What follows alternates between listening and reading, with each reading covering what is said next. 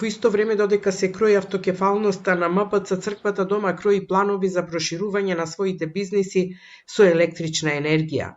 Според податоците од Централниот регистар, пред 4 дена, на 12 мај, МПЦ основаше нова фирма во партнерство со уште едно лице, чија дејност е производство на електрична енергија.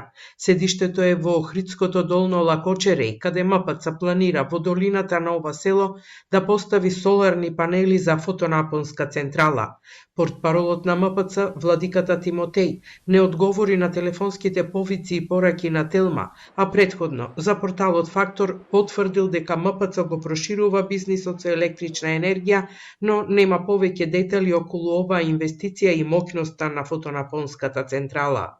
Не е забрането, ниту е чудно тоа што Македонската православна црква Охридска архиепископија сака да инвестира, а во проектот има и други партнери.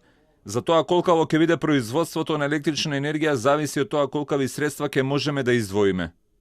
МПЦ во бизнисот со струја се вклучи пред 2 години, кога во партнерство со уште неколку физички и правни лица основаше компанија Друштво за производство на електрична енергија ХЕЦ Драгов Долкичево.